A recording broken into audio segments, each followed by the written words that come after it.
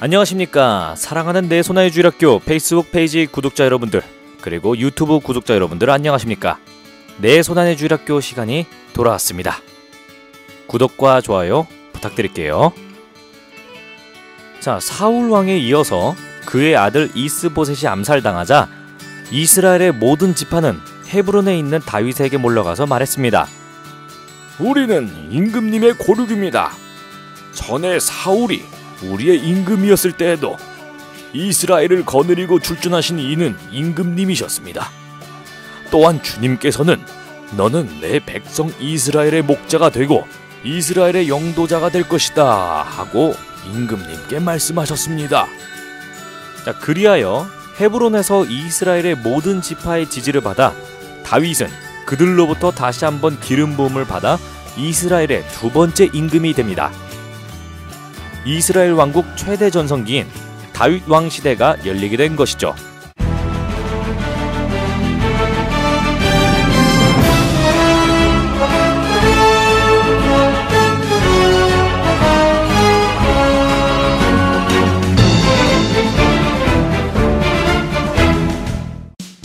다윗 왕은 먼저 이스라엘을 통치할 수도로서 예루살렘을 보고 있었습니다. 과거 사울 왕은 베냐민 지파의 땅인 기브아를 중심으로 활동했고, 다윗 왕 역시 유다 지파의 헤브론을 중심으로 활동했으나 이제는 모든 지파의 통합된 왕의 도시로서 예루살렘을 정한 것이죠. 당시 예루살렘은 여부수족이 차지하고 있었습니다. 다윗 왕은 군사를 모아 예루살렘으로 향했죠. 그러자 여부수족은 다윗 왕에게 협박을 보냅니다. 너는 이곳에 들어올 수 없다. 눈먼 이들과 다리 저는 이들도 너쯤은 물리칠 수 있다. 그렇습니다. 여부수족은 다윗이 한동안 필리스티아로 가서 망명한 적도 있는지라 우습게 본 것이죠. 하지만 다윗 왕은 예루살렘 근처의 시온산성을 점령하고 그곳을 다윗성이라 불렀습니다. 또한 다윗성을 전진기지로 삼고 지하수로를 이용하여 예루살렘 공성전을 시작했습니다. 누구든지 여부수족을 치려는 자는 지하수로로 올라가 이 다윗이 미워하는 저 다리 저는 이들과 눈먼 이들을 쳐라. 그렇습니다. 다윗 왕은 여부수족의 말을 돌려 비꼬아 공격 명령을 전한 것이죠. 이에 지하수로를 생각지 못했던 여부수족은 모조리 죽임을 당했고, 다윗 왕을 우습게 본 덕에 예루살렘은 간단히 점령되었습니다. 이에 다윗 왕이 예루살렘을 수도로 선포하자 주변 이민족의 왕인 티로 임금 히람이 다윗 왕에게 향백나무와 목수와 석수를 보내 왕궁을 지을 수 있도록 도왔죠. 이렇게 하느님께서 함께 하시는 다윗 왕과 이스라엘은 점점 더 강해졌습니다.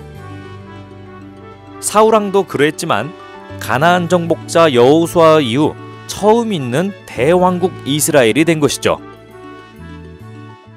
한편 한때 다윗 왕이 몸담았던 필리스티아는 이스라엘이 예루살렘을 점령해 그곳을 왕의 도시로 삼고 세력을 키우고 있다는 말을 듣고 르파임 골짜기로 군사를 몰고 와 압박을 시작했습니다.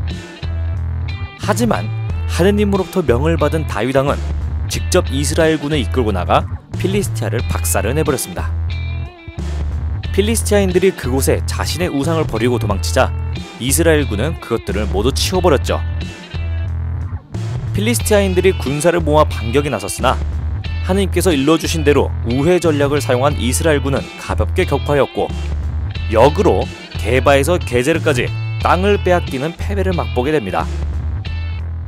이에 승리를 기뻐하며 다윗 왕은 주님의 궤를 예루살렘으로 옮기고자 했습니다. 헌데 옮기는 도중 소소한 잘못들로 인해 몇몇 소동이 있었습니다. 그리하여 다윗 왕은 하느님께서 불편해하시지 않도록 살찐 송아지를 바치고 궤를 안전하게 옮길 수 있도록 이스라엘 사람들과 나팔을 불고 함성을 지르며 춤을 추었습니다. 이를 본 다윗 왕의 아내이자 사울 왕의 딸 미칼이 속으로 이를 비웃었는데, 이 벌로 미칼은 죽을 때까지 아이를 가지지 못했습니다.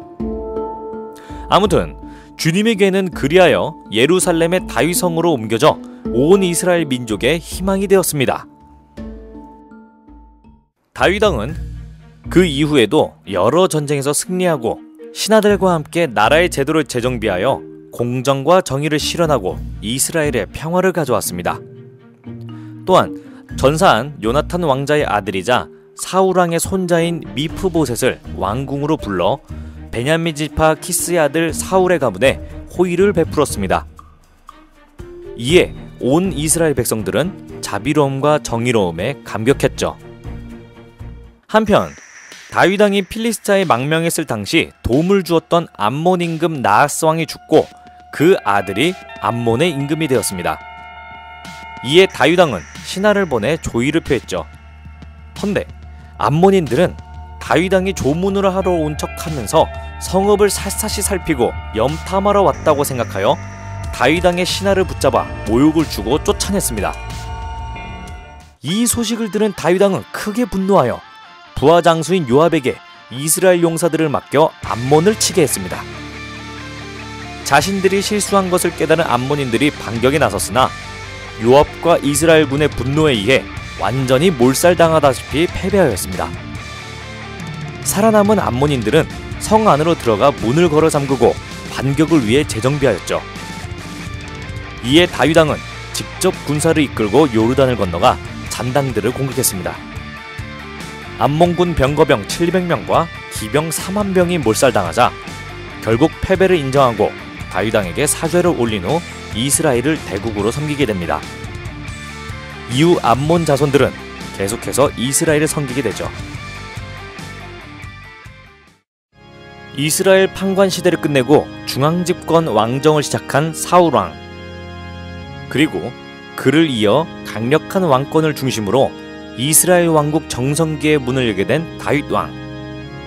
다윗 왕은 이스라엘 역사 중 가장 칭송받는 임금이자 강력한 무력과 정의로움을 겸비한 일종의 구원자로서 인식되는데요. 훗날 1000년이 넘게 나라를 잃고 식민지가 되는 굴욕을 가질 때 그들은 다윗과 같은 구원자를 바라게 됩니다. 이는 예수 그리스도가 베들레헴에서 인간이 되어 오셨을 때에도 마찬가지였죠. 그만큼 다윗 왕의 인식은 이스라엘 역사상 가장 황금기의 문을 연 자로서 모든 이의 선망의 대상이 되고 있음을 의미합니다. 하지만 그 영광의 임금 역시 전왕 사울처럼 큰 실수를 하나 저지르게 되는데 그 이야기는 다음화에서 이어가도록 하겠습니다. 한 주 동안 건강하시고 이스라엘의 다윗 왕과 같은 용기와 힘찬 발걸음의 한 주 되시길 기도합니다. 네오 그라시아스.